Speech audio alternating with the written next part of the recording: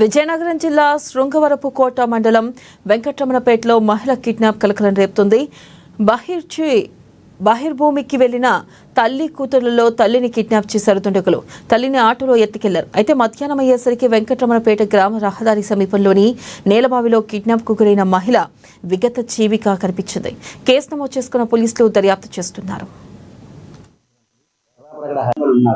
Kidnap కి జరిగిన కారణాలు వేరుంటాయని చెప్పి ఆ యాంగిల్లో వెళ్ళాం. ఇప్పుడు చనిపోయింది కాబట్టి ఆ యాంగిల్లో వెళ్తే ఇప్పుడు వారితో ఎవరైనా వైరం ఉన్నదో దాని ద్వారా మనకు తెలుసుకోవడం ఈజీ అవుతుంది. ఎందుకంటే ఇప్పటివరకైతే ఎటువంటి క్లూ లేదు. మేము పక్క ఇన్వెస్టిగేషన్ లో అరెస్ట్ చేస్తాం. వెంకటరామపేట గ్రామానికి చెందినటువంటి ఎర్రాప్రగడ హరీష్ అనే అబ్బాయి వాళ్ళ అమ్మ చిన్న కంప్లైంట్ ఇచ్చారు. ఆ కంప్లైంట్ విషయాలు ఏంటంటే వాళ్ళ అమ్మ వాళ్ళ చెల్లి బహిర్భూమి కోసం రాత్రి వెళ్ళి వాళ్ళ చెల్లిని ఎవరో కొట్టారని ఆ అమ్మగారిని ఆటోలో వచ్చి కిడ్నాప్ చేసి తీసుకువెళ్ళిపోయారని చెప్పిందట.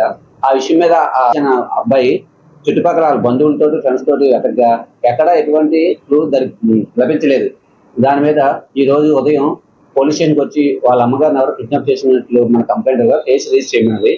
ఆ కేసు ఇన్వెస్టిగేషన్ లో భాగంగా ఈ రోజు వెంకటరామపేట గ్రామం వెళ్లి నేరస్థలం పరిశీలించగా అక్కడ ఉన్నటువంటి